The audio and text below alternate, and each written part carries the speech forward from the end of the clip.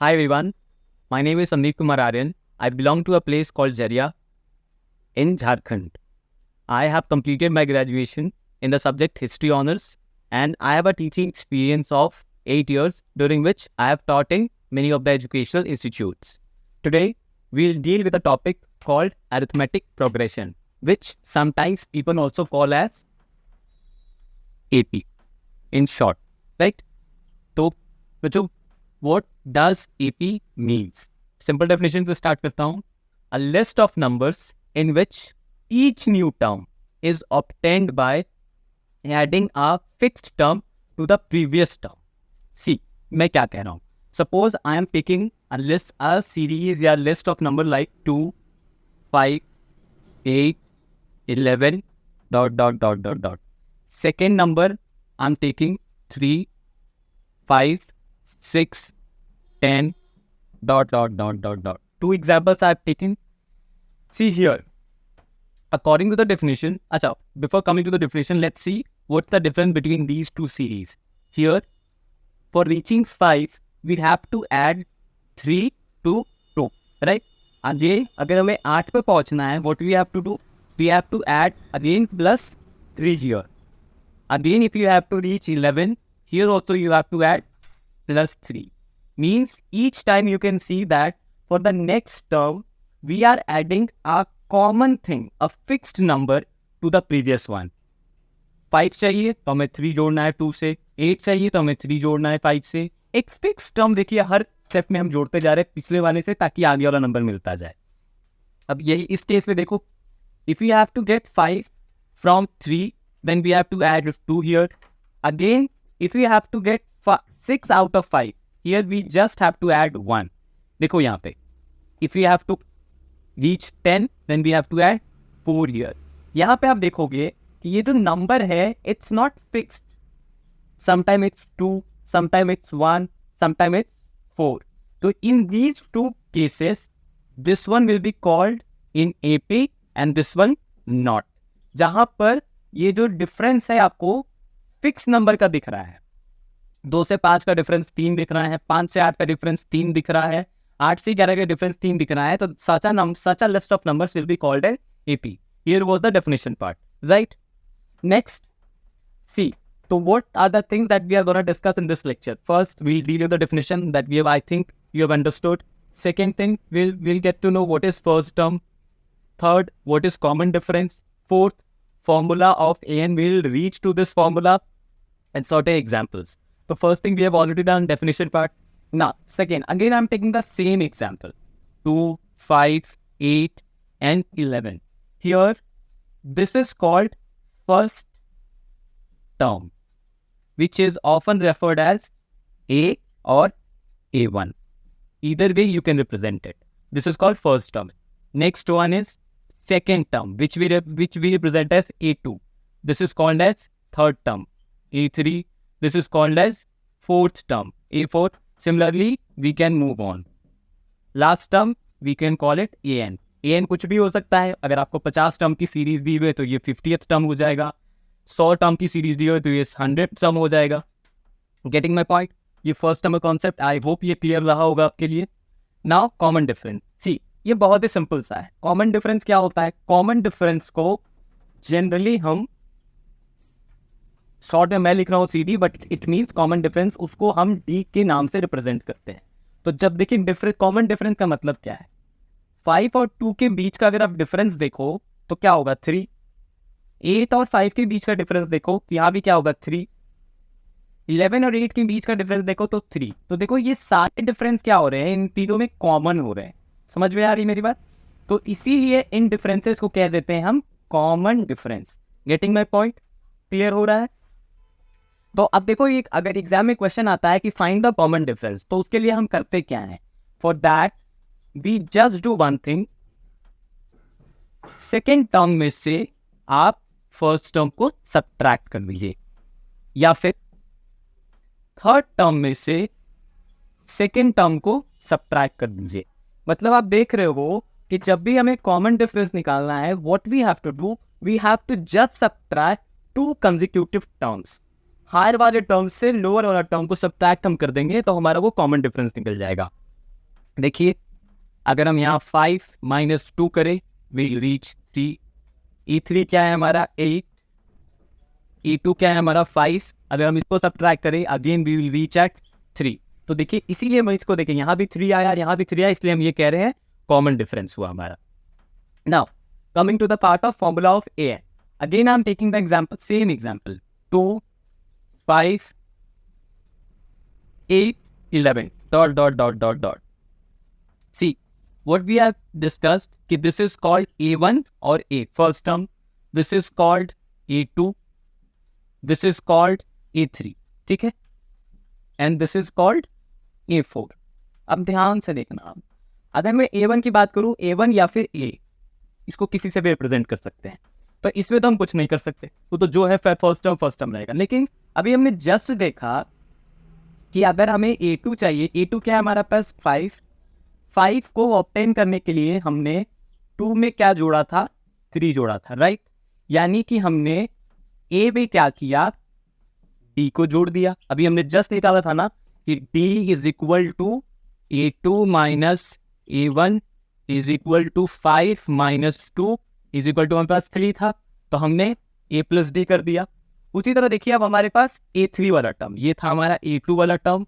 देखिए a3 हमारे पास क्या दिया हुआ है 8, तो 8 को ऑब्टेन करिए के लिए हम क्या करेंगे, जैसे हमने पहली बार किया था कि हम जो डिफरेंस देख रहे थे 3 का, कि यहाँ से यहाँ पहुँचने के लिए हमने 3 देखा, यहाँ से यहाँ पहुँचने के लिए हमने 3 देखा, तो वही 5 में हम क्या करेंगे, 3 को हम जोड़ देंगे।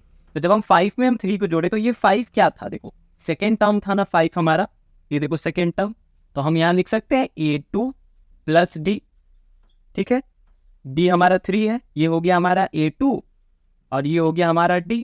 तो देखो अब हम अगर a2 को देखें हम, तो a2 को अभी हम जस्ट लिख सकते हैं a प्लस डी यहाँ से, तो देखिए क्या हो जाएगा, ये a प्लस डी इसके लिए, और ये प्लस डी ऑलरेडी है, तो ये हमारा क्या बन गया a प्लस 2d। क्लियर हो रहा है। सिमिलरली देखिए अब मैं एक और टर्म आपको दिखा रहा हूं, a4, ये 4 हमारा क्या है 11। नाउ 11 को आप लिख सकते हो 8 प्लस 3, 8 हमारा क्या है थर्ड टर्म, अभी जस्ट हमने देखा ये रहा हमारा थर्ड टर्म, और ये हमारा है d, तो यहां हम लिख सकते हैं a3 प्लस d। अब इस a3 को भी हम जस्ट देखे क्या लिखा था हमने a प्लस 2d, तो हम यहां लिख सकते हैं a प्लस 2d, देखिए a plus 2d plus d, यानी क्या निकल गया ये a प्लस 3d। तो अगर ध्यान से ऑब्जर्व करो तो देखो क्या हो रहा है, अगर हमें सेकेंड टर्म चाहिए तो हम क्या कर रहे हैं, देखो इसको ध्यान से देखना, सेकेंड टर्म चाहिए तो देखो इसको ऐसे लिख सकते हैं हम a प्लस d के जगह 2 माइनस 1 इंटू डी, 2 माइनस 1 1 हो जाएगा। अगर हमें थर्ड टर्म चाहिए तो यहाँ पे देखो क्या आया हुआ है 2d, देखो 3 से एक नंबर यहाँ कम 2 आया हुआ है, यानी इसको ऐसे भी लिख सकते हो a plus 3 minus 1 into D. यानी देखो क्या हो रहा है कि जो टर्म हमें चाहिए उसमें से एक सब्ट्रैक्ट करके d में इंटू कर देंगे और a को जोड़ देंगे। 4 में देखो 4 में क्या हो रहा है, देखो यहाँ 4 है तो यहाँ देखो 3d है, यानी इसको हम ऐसे लिख सकते हैं a plus 4 minus 1 into D. यानी अगर हमको कोई भी नंबर निकालना हो, यानी अगर 50th टर्म भी निकालना हो तो हम क्या करेंगे, a को a लिखेंगे प्लस 50 माइनस 1 इंटू डी, यानी कि a प्लस 49d। तो जैसे तो इसी से रिलेटेड अगर हम एक जनरल फॉर्मूला लिखना चाहें तो देखो इसी से हम एक जनरल फॉर्मूला तक पहुंच जाएंगे। a तो a रह गया प्लस, अगर यहाँ 50 था तो यहाँ 50 माइनस 1 है, तो यहाँ n है तो n माइनस 1 इंटू डी। ये हुआ हमारा जनरल फॉर्मूला। अब हम नेक्स्ट एग्जाम्पल देखने वाले हैं उसी फॉर्मूला पे जो हमने अभी जस्ट पढ़ा, an is equal to a plus n minus 1 into D का। देखो हमने AP ले रखा था 2 5 8 11 dot dot dot dot dot. सबसे एक छोटा एग्जांपल दिखा दो, देखिए हमारे पास फर्स्ट टर्म है, सेकेंड टर्म है, थर्ड टर्म है, फोर्थ टर्म है। हम आपको बताते हैं सिक्स टर्म सबसे पहले निकालने का। और आपको यहाँ से भी कैलकुलेट करके दिखाएंगे कि देखिए सेम आता है कि नहीं।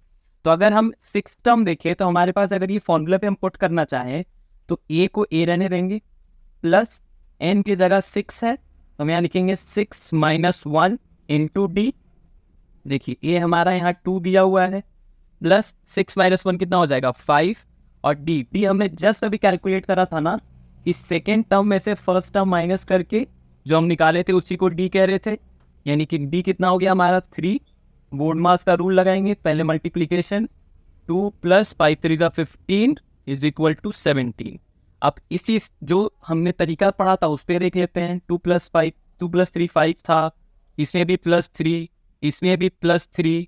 अगर इसमें भी प्लस 3 करेंगे तो कितना पे पहुंचेंगे हम, 11 3 14 मीन्स 14। अब 14 में भी जब 3 ऐड करोगे तो कहाँ पहुंचोगे 17। देखो first term, second term, third term, fourth term, fifth term, और ये हुआ हमारा 6th टर्म। तो देखो 6th टर्म हमारा क्या आया 17, इस तरीके से भी और इस तरीके से भी। इस तरह से आपको समझ में आया। अगर अब हमें इस सीरीज का 100th टर्म ही पूछ दिया जाए तो सिंपल है, क्या करेंगे हम, a प्लस 100 माइनस 1 इसी फॉर्मूला पे रख के इंटू डी, यानी a हमारा कितना है 2 है, प्लस 100 माइनस 1 यानी 99, और d हमारा कितना है 3 है। तो ये हो गया 2 प्लस 9 3 27, कैरी 2 9 3 27 2 29। तो हम ऐड करेंगे तो क्या हो जाएगा 7 2 9, 9 का 9 और 299। तो इस तरीके से देखिए हमारे लिए सीक्वेंस कितना आसान हो गया। आई होप आपको ये सारे पॉइंट्स क्लियर हुए होंगे कि डेफिनेशन क्या होता है, अ लिस्ट ऑफ नंबर्स जिसमें कि हर एक अगला टर्म अपने पिछले वाले टर्म से एक फिक्स्ड नंबर से आगे रहता है। ठीक है। सेकेंड, फर्स्ट टर्म किसको कहते हैं, सीरीज जहां से स्टार्ट होगा, लिस्ट जहां से स्टार्ट होगा उसका पहला टर्म ही फर्स्ट टर्म कहलाएगा। कॉमन डिफरेंस क्या है कि किसी भी दो कंसेक्यूटिव नंबर, अगल बगल वाले नंबर में से, हायर नंबर में से जब हम लोअर नंबर को माइनस करेंगे तो वो जो हमें फिक्स टर्म मिलेगा उसी को हम कॉमन डिफरेंस कहते हैं। या फिर आप या 8 माइनस 5 कर लीजिए, 11 माइनस 8 कर लीजिए, या 14 माइनस 11 कर लीजिए। आई होप ये क्लियर होगा। फॉर्मूला ऑफ एन, ये रहा हमारा formula of N, A plus N minus 1 into D, जैसे मैंने डिराइव करके बताया। आई होप आपको समझ में आया हो, और सर्टेन एग्जाम्पल्स के थ्रू भी आपको ये कॉन्सेप्ट क्लियर हुआ होगा। आई होप आपको पूरी कॉन्सेप्ट क्लियर हुई होगी। तो दोस्तों यहाँ पर ये टॉपिक तो खत्म हुआ। अब मैं आपको एक छोटा सा एग्जाम्पल दिखाऊंगा एक कि अगले क्लास में हम क्या करने वाले हैं। ये देखिए सेम सीरीज में उठा रहा हूँ 2 5 8 और 11 डॉट डॉट डॉट। अगर मैं आपको कहूँ कि इसका सम निकालिए तो बहुत आसान होगा। बोलोगे भैया 5 2 7 7 8 15 15 और 11 26। ठीक है, इतना तो आसान है। अगर मैं आपको कहूँ कि ये 2 5 8 11 dot dot dot dot dot 100 terms तक ये गया हुआ है, और मैं कहूँ कि ये सब को आपको जोड़ना है। 11 के बाद 14 आएगा, 14 के बाद 17, 17 के बाद 20, इस तरह बढ़ते बढ़ते तक जब तक 100th टर्म आप नहीं पहुंचो तब तक आपको लिखते रहना है और फिर आपको जोड़ना है। आपको क्या लगता है वो जर्नी आसान होगी, बहुत डिफिकल्ट होने वाली है ना? तो उसी से रिलेटेड एक कॉन्सेप्ट बनाया गया है जिसको कहते हैं sum of terms in an AP, जिसके बारे में हम जानेंगे नेक्स्ट क्लास में। तो आई होप आपको क्लास अच्छी लगी होगी। We'll soon meet in the next class. Bye bye.